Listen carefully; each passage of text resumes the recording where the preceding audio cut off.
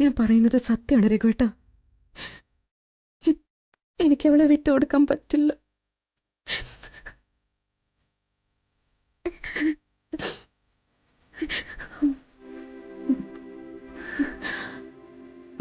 എനിക്ക് 2 മാസം സമയം എന്താ? അതിനിടയിൽ അവൻ കാണാത്ത ദൂരത്ത് ഞാൻ അവൾക്കൊരു ജീവിതം ഉണ്ടാക്കി കൊടുത്തോളാം. അവൾ സുരക്ഷിതയാണെന്ന് എനിക്ക് ബോധ്യപ്പെടുമ്പോൾ ഞാൻ രഘുവേട്ടൻ്റെ അടുത്ത് വന്നോളാം. അതുവരെ ഒന്ന് പൊറുക്ക് രഘുവേട്ട. സുജാതെ, താൻ എടുക്കുന്ന തീരുമാനങ്ങളിൽ ഞാൻ എതിര് പറയാത്തത് അത് നല്ലതായിരിക്കുമെന്ന് എനിക്ക് ഉത്തമ വിശ്വാസം ഉള്ളതുകൊണ്ടാണ്.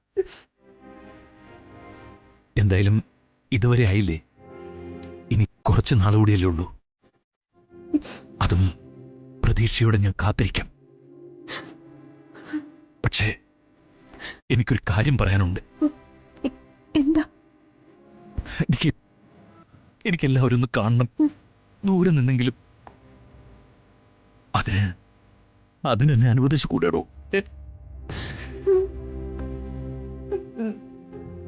രഘുവേട്ടൻ്റെ വേദന എനിക്ക് മനസ്സിലാവും. രഘുവേട്ടൻ്റെ ആഗ്രഹങ്ങൾ നടക്കും. ബാക്കിയൊക്കെ നമ്മുടെ ഗതികേടാണ് രഘുവേട്ട. ഞാൻ ഈ ക്ഷേത്ര നടയിലേക്ക് വന്നത് അവനെ പേടിച്ചിട്ടാ. അവൻ നിത്യയെ കാണുമെന്ന് പേടിച്ചിട്ടാ. പക്ഷെ ഒട്ടും പ്രതീക്ഷിക്കാതെ രഘുവേട്ടൻ എൻ്റെ മുമ്പിലെത്തി. ഇവിടുത്തെ ദേവിക്ക് ശക്തിയുണ്ട്. നമ്മൾ തോറ്റുപോകില്ല രഘുവേട്ട.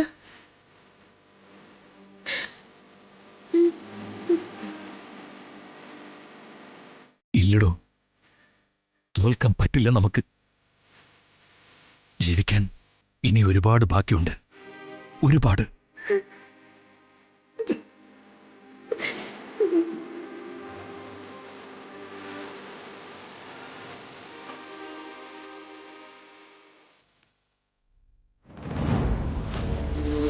അവൻ ഒറ്റയ്ക്കായിരുന്നപ്പോൾ അവനെ തീർക്കാന്ന് വിചാരിച്ചതാ. അപ്പോഴാ വേറൊരുത്തം കയറി വന്നത്. അവന്മാരൊക്കെ എന്തോ അത്യാസം പഠിച്ച കൂട്ടത്തിലാണെന്ന് തോന്നുന്നു. രണ്ടാമത് വന്നവനെ ഇവിടെ നമ്മൾ ആദ്യം വന്നപ്പോ തന്നെ കണ്ടതല്ലേ. നിർത്തുന്നുണ്ടോ?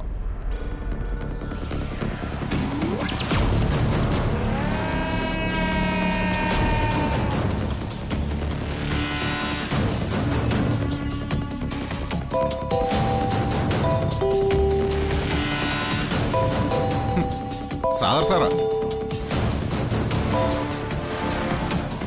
Hello sir. ഫാദറെ, താൻ തന്റെ പിള്ളേരെ കൊണ്ട് തിരിച്ചു പോരെ. അവിടുത്തെ കാര്യങ്ങൾക്ക് ഞാൻ മറ്റു വല്ലവരെയും പറഞ്ഞയച്ചോളാം. അത് സർ, നമ്മുടെ പിള്ളേർക്ക് ഒരബദ്ധം പറ്റിയതാ. ഒട്ടും പ്രതീക്ഷിക്കാത്തതുകൊണ്ട്. നോട്ടീസ് അയച്ച് സമയം അറിയിച്ചിട്ടാണോടാ ശത്രുക്കൾ മുന്നിൽ വരുന്നേ? സാഗർ സർ, ഒരവസരം കൂടി ഞങ്ങൾക്ക് താ. ഇനി ഞങ്ങൾക്ക് അബദ്ധം പറ്റില്ല. ശരി.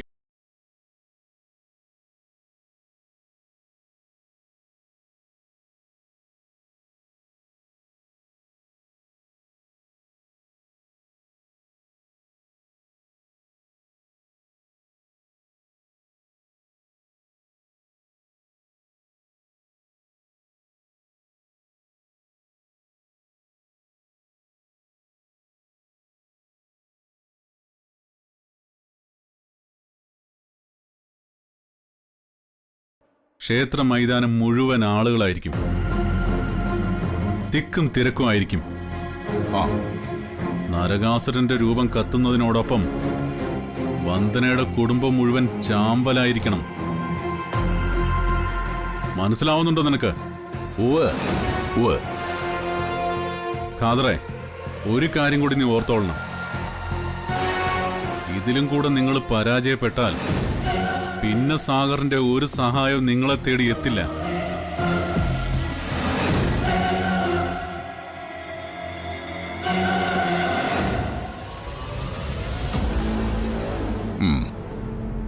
ഒരു ചാൻസ് കൂടി സാഗർ സാർ തന്നിട്ടുണ്ട്. ഒരു ലാസ്റ്റ് ചാൻസ്. നാളെ രാത്രി അമ്പലത്തിൽ പ്രത്യേക ചടങ്ങുകളുണ്ട്. ആ ചടങ്ങുകൾക്കൊപ്പം ആ കുടുംബം ഇല്ലാതാവണം. കൂടെ നിൽക്കാൻ പറ്റൂടാ നിനക്കൊക്കെ? ചത്താലും കുഴപ്പമില്ല, അവന്മാരെ ഞങ്ങൾക്ക് തോൽപ്പിച്ചേ പറ്റൂ. എല്ലാത്തിനെയും തീർക്കണം. നമ്മളെ ചോദ്യം ചെയ്ത ഒരുത്തനെയും ബാക്കി വെക്കാൻ പാടില്ല. എങ്കിൽ റെഡി ആയിക്കോ.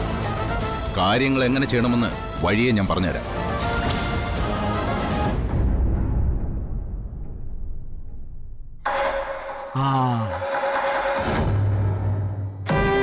എടാ മോനെ, നമ്മുടെ ജീവനല്ലേ? ഞാനേ കുറെ നേരായിട്ട് നോക്കുക, ഉള്ളിൽ എന്തോ ഒരു വിഷമം പോലെ. അത് അവന്റെ അസുഖത്തിന്റെ കാര്യമൊക്കെ ഞാൻ പറഞ്ഞിരുന്നു. മറ്റേ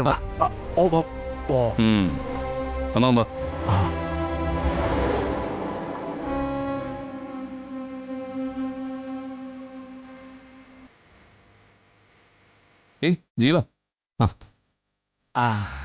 താനെന്തെങ്ങനെ തനിച്ചിരിക്കുന്നേ? തനിക്ക് എന്തെങ്കിലും വിഷമമുണ്ടോ? ദീപ അമ്മാവനും ചോദിച്ചതേ ഉള്ളൂ. എന്ത് വിഷമം ഉണ്ടെങ്കിൽ തന്നെ നിങ്ങളോട് പറഞ്ഞാലെന്താ? സത്യത്തില് ഞാനിവിടെ ഇരുന്ന് പ്രാർത്ഥിക്കുകയായിരുന്നു. എനിക്ക് പ്രാർത്ഥിക്കാൻ ഒരുപാട് കാരണങ്ങളുണ്ടല്ലോ.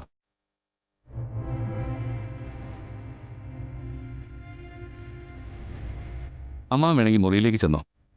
ഓ, ഞാൻ കുറച്ച് കഴിഞ്ഞിട്ട് വരാം. ആ ശരി മോനെ. ആ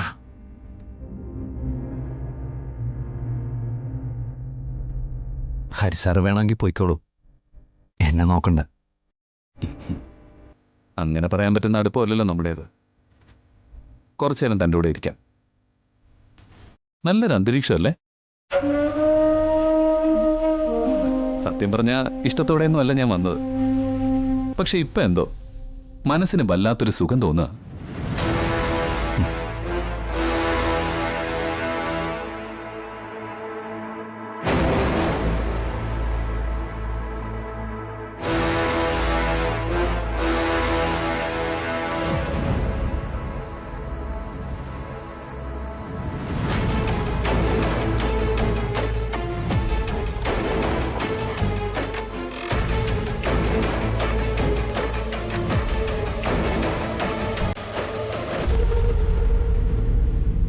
ഹരിത സുഖമില്ലെന്ന് പറഞ്ഞ് തിരിച്ചുപോയത് നിങ്ങൾ തമ്മിൽ പിണങ്ങിയിട്ടാണോ? അല്ല, അവക്ക് സുഖമില്ലായിരുന്നു. ഹരിത തിരിച്ചുപോയപ്പോ സുചിത്രേച്ചിക്കും കൂടി പോകേണ്ടി വന്നു. ഞാനും പോകാൻ തയ്യാറായതല്ലേ. നിന്നെ അന്വേഷിച്ച ഇത്രയും ഗുണ്ടകൾ ഇവിടെ വന്നിരിക്കുന്നത്.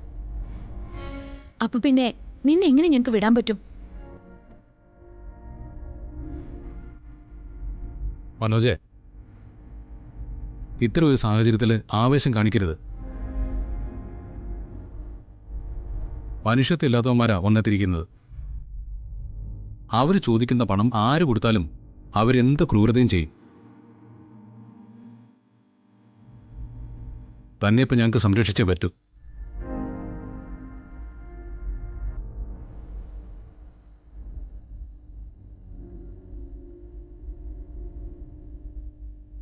നീ ഒരു കാര്യം ആലോചിക്കണം. ജഗനിപ്പോ ഈ കാര്യത്തിൽ ഇടപെടേണ്ട കാര്യമുണ്ടോ?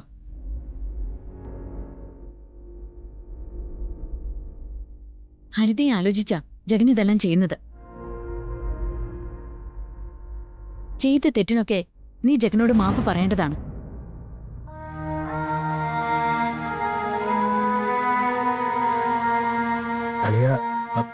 വേണ്ട മനോജെ, മാപ്പൊന്നും പറയണ്ട. ഇതിപ്പോ എൻ്റെ കൂടി കുടുംബമാണ്.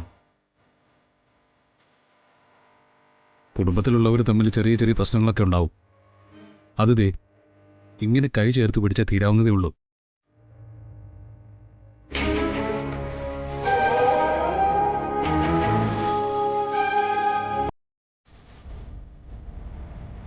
നമ്മുടെ കുടുംബം എത്ര സന്തോഷത്തിലാണെന്ന് നിനക്ക് കാണാൻ പറ്റുന്നുണ്ടോ?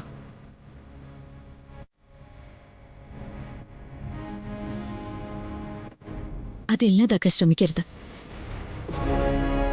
കണ്ടോ അവരൊന്നിച്ചിരിക്കുന്നത്?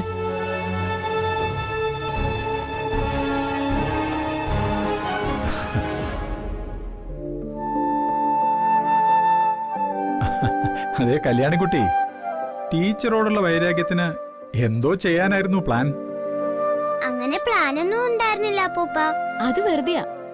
അച്ഛനും മോളും കൂടി എന്തൊക്കെയാ എനിക്ക് കരുതി വെച്ചിട്ടുണ്ടായിരുന്നു.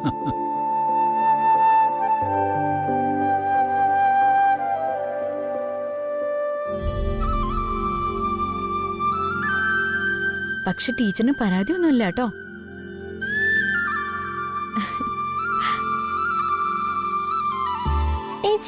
ടീച്ചർ പാടോ? ആര് പറഞ്ഞു?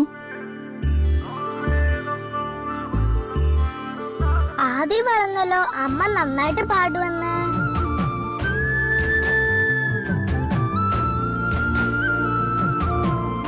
അതൊക്കെ ചുമ്മാതെ മോളെ. ചുമ്മാതെ ഒന്നുമല്ല, ടീച്ചർ ഒരു പാട്ട് പാടിയേ. ഒന്ന് പാടിക്കോ മോളെ. അയ്യോ, എല്ലാരും കൂടി ഇരിക്കുമ്പോ അതൊരു രസമല്ലേ? അതെ ചന്ദ്രികേ, ഈ പാട്ട് പാടാൻ അറിയാവുന്നവർക്ക് ഒരു കുഴപ്പമുണ്ട്. നമ്മൾ നിർബന്ധിക്കുമ്പോ അവര് പറ്റില്ല പറ്റില്ല എന്ന് പറയും. അങ്ങനെയൊന്നും ഇല്ല അങ്കിൾ. പാടൂന്നേ, പാടൂ. പാട് മോളെ. പാടിക്കോളൂ. പാടിക്കോ. പാട് ചേച്ചി.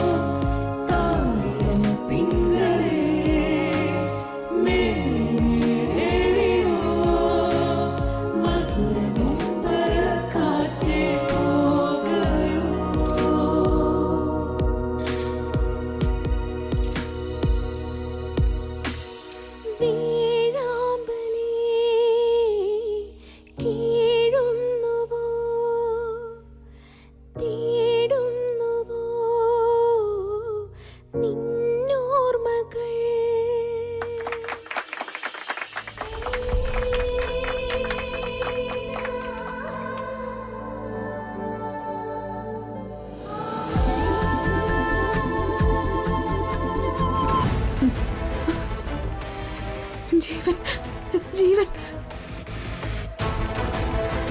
ജീവൻ. സാറേ, അമ്മ ഒരു മിനിറ്റ്.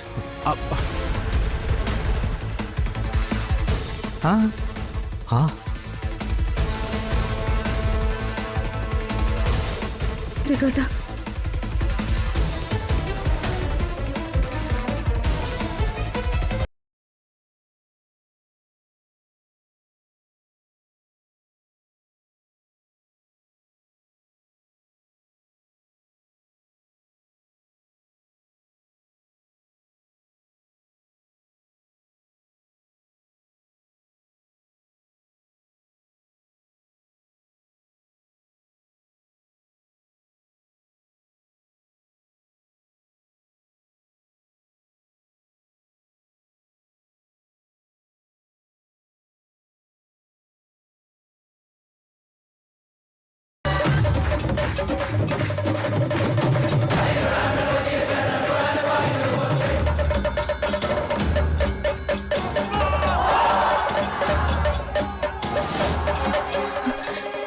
രഘുവേട്ടാ, രഘുവേട്ടാ, ഞാൻ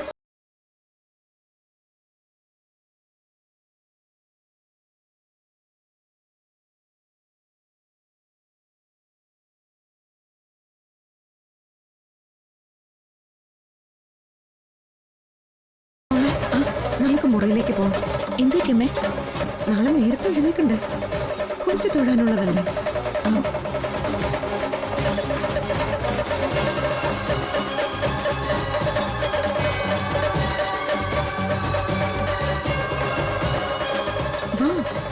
ആ അതെ അത് മതി. ശീവേലി കഴിഞ്ഞ് ഇപ്പൊ എല്ലാവരും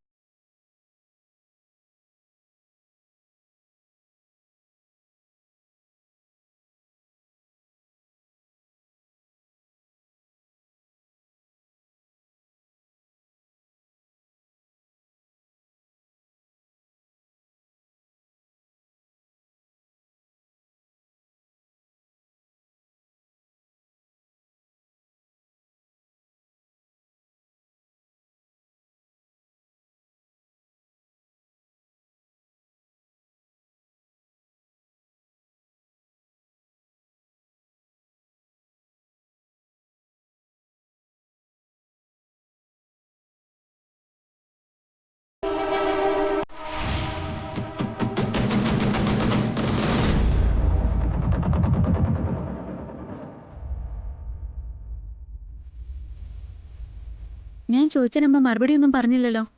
എന്ത്? അമ്മയുടെ മുഖത്ത് പെട്ടെന്ന് എന്തൊക്കെയോ സന്തോഷം വന്ന് കയറിയതുപോലെ. ഇന്നലെ രാത്രി മുതലേ ഞാൻ ശ്രദ്ധിക്കുന്നതാ. ഈ ക്ഷേത്രത്തിന്റെ ശാന്തത കൊണ്ടാവും, ഈ ദേവിയുടെ ശക്തി കൊണ്ടും. എനിക്ക് നന്നായി. അമ്മയെ ഉത്സാഹത്തോടെ കാണാൻ നല്ല രസം.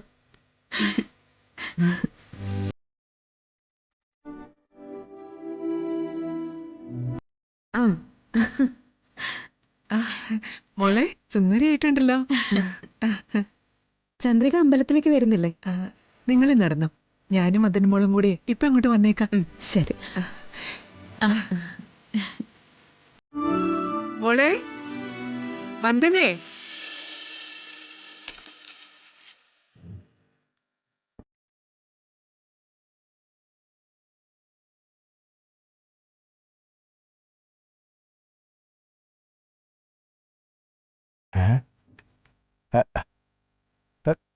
നിനക്ക് എന്താ പറ്റിയേ? ഇന്നലെ രാത്രി മുതൽ ഒന്നും മിണ്ടാതെ ഇരിക്കുകയാണല്ലോ. എടാ അതെ, എന്തെങ്കിലും കാര്യമുണ്ടെങ്കിൽ നീ തുറന്നു പറയും. ഞാൻ മുമ്പ് അമ്മാവനോട് പറഞ്ഞിട്ടുള്ളതല്ലേ, എന്തോന്നു? എന്നെ തേടി വരാറുള്ളൊരു സ്വരം. സ്വരോ? ഒരുപാട് കാലം ഞാൻ മനസ്സിലിട്ട് ആരാധിച്ചൊരു പെണ്ണിന്റെ പാട്ട്.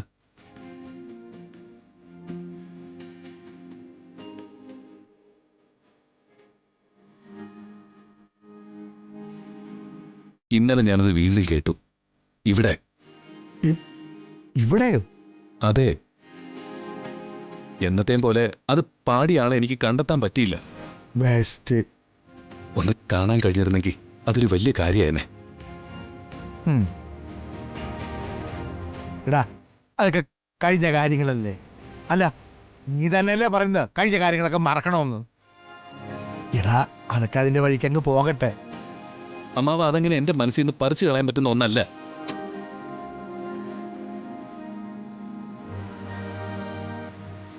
എടാ ഇതുവരെ നീ ഒരുപാട് കാര്യങ്ങൾ നിന്റെ മനസ്സിൽ നിന്ന് പറിച്ചു കളഞ്ഞിട്ടുള്ളതല്ലേ. ഇവ അങ്ങ് കളഞ്ഞേക്കണം. അല്ല പിന്നെ നിന്റെ ജീവിതം ഇപ്പോ വേറൊരു വഴിക്ക് പോയിക്കൊണ്ടിരിക്കുക.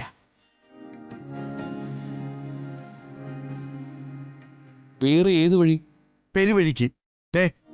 ഒന്നും മനസ്സിലാത്ത പോലെ എന്നോട് സംസാരിക്കണ്ട. നിന്നെ കുറിച്ച് എനിക്ക് ചില കണക്കുകൂട്ടലൊക്കെ ഉണ്ട്. അതൊക്കെ താമസിക്കാതെ നടത്തുകയും വേണം.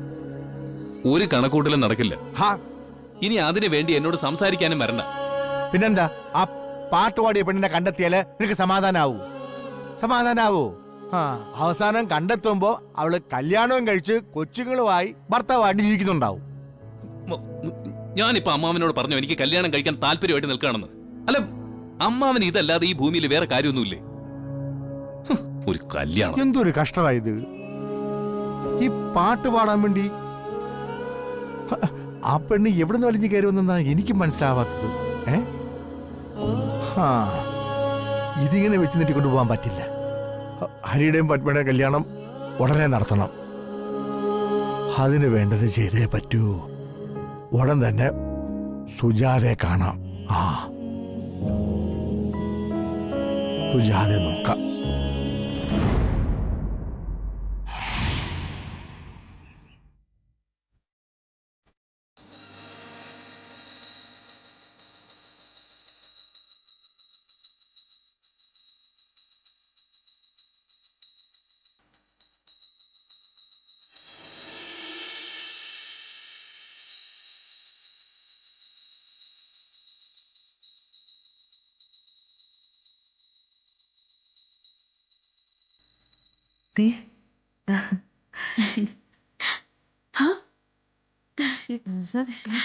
രണ്ടുപേരും ഒരേപോലത്തെ ഡ്രസ്സാണല്ലോ. ഞങ്ങളെ കാവല് തൊഴുതിട്ട് വരായോ? അമ്മേ, ഞാൻ ലളിതാ സഹസ്രനാമം നടക്കുന്നിടത്തുണ്ടാവും. നിങ്ങൾ അങ്ങോട്ട് വന്നാൽ മതി. വന്നിട്ട് വരുന്നുണ്ടോ? നടന്നോളൂ, ഞാൻ പിന്നെ വരാം. ശരി.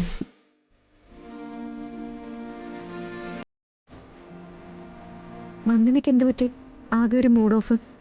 ഒന്നുമില്ല ആൻറ്റി, ചെറിയൊരു തലവേദന. എങ്കിൽ മോള് മുറിയിലേക്ക് പോയി റെസ്റ്റ് എടുക്ക്.